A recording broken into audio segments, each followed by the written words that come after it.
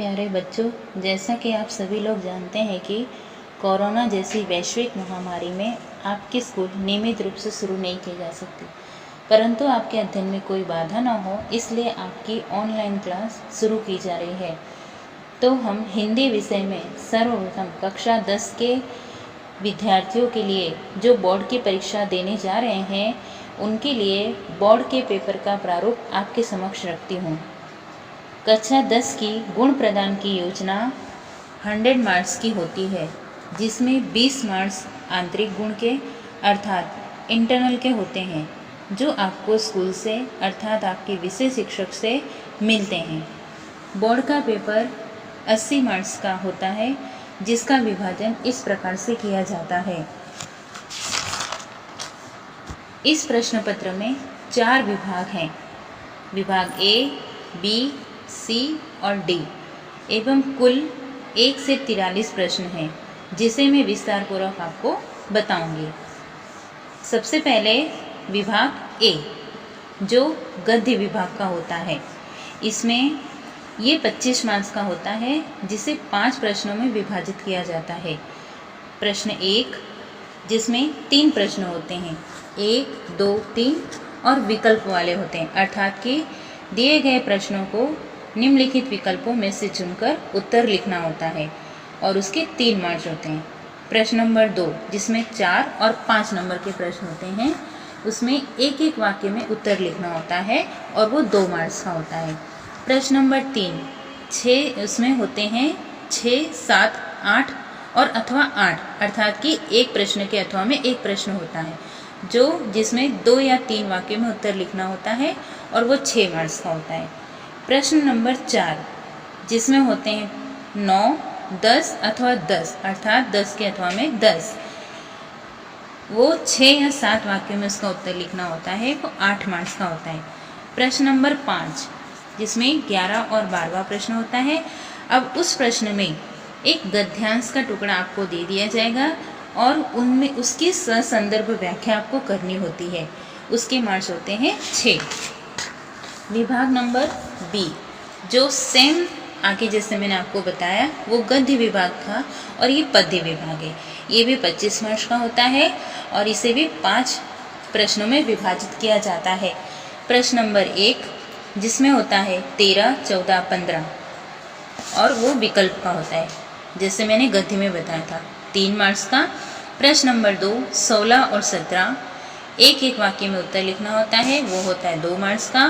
प्रश्न नंबर 3, उसमें होता है 18, 19, 20 और 20, इसमें एक प्रश्न के अथवा में एक प्रश्न होता है, लेकिन आपको 3 ही प्रश्न लिखने होते हैं, वो 2-3 वाक्यों में लिखना होता है, उसके मार्क्स हैं 6 मार्क्स। प्रश्न नंबर 4, जिसमें होते हैं 21, 22 अथवा 22वां प्रश्न, और वो 6-7 वाक्यों में उत्तर लिखना होता है और वो होता है 8 मार्क्स का। प्रश्न नंबर 5, 23 और 24, जिस प्रकार से मैंने आपको गद्यांश में बताया कि गद्यांश का टुकड़ा दे दिया जाएगा, उसी प्रकार से यहाँ पर पद्यांश की अर्थात कविताओं की कुछ पंक्तियाँ आपको दी जाएंगी, जिसमें ससंदर्भ व्याख्या आपको करनी होती है और वो 6 मार्क्स के होते हैं। अब हम आते हैं विभाग सी पर।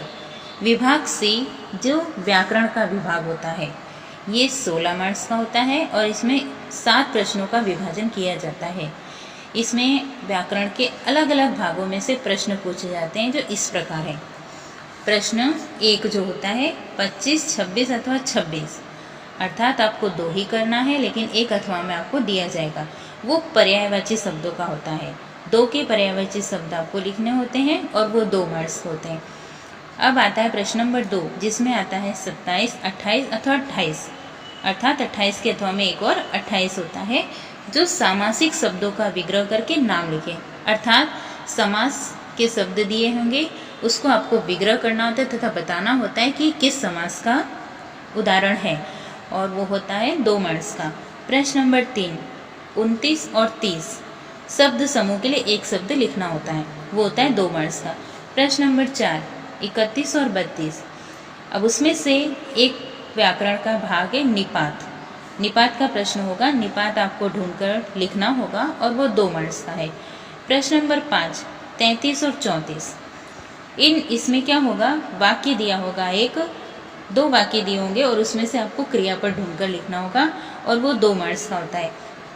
प्रश्न नंबर 6, 35 अथवा 35 अर्थात कि 2 कहावतें दी होंगी, उसमें से आपको किसी एक का अर्थ लिखना होगा और वो 1 मार्क्स का होता है। प्रश्न नंबर 7, 36 और 37 उसमें आपको मुहावरे दिए होंगे और उन मुहावरों के अर्थ आपको लिखकर उन मुहावरों को वाक्य में प्रयोग करना होगा और वो 4 मार्क्स का होता है। अब आते हैं हम विभाग डी पर। विभाग डी लेखन कार्य का होता है। जो स्कोरिंग विभाग है उसमें आप कितने भी मार्क्स प्राप्त कर सकते हैं और वो होता है 15 मार्क्स का, जिससे 3 प्रश्नों में विभाजित किया जाता है, जो इस प्रकार है। प्रश्न 1 होता है 38वां प्रश्न, उसमें एक आपको पत्र लिखना होगा। वो पत्र या तो आवेदन पत्र होगा या प्रार्थना पत्र होगा, कोई भी एक पत्र लिखना होता है और वो 3 मार्क्स का होता है। प्रश्न नंबर 2, 39, 40, 41, 42 अर्थात ये 4 प्रश्न आपको दिए रहेंगे, लेकिन घबराइए नहीं, ये 4 प्रश्न आपको एक गद्यांश का टुकड़ा दिया जाएगा और उस गद्यांश में से ही आपको उसके उत्तर देने होते हैं, वो 4 मार्क्स का होगा। प्रश्न नंबर 3, 43वां प्रश्न, किसी एक विषय पर आपको 200 शब्दों में निबंध लिखना होता है। निबंध एकदम इजी होगा, 8 मार्क्स का निबंध है। ठीक है, तो बच्चों आपको समझ में आ गया कि आपके बोर्ड की पेपर स्टाइल कैसी होगी। अगर कोई भी डाउट हो तो वो कमेंट बॉक्स में आप लिख सकते हैं।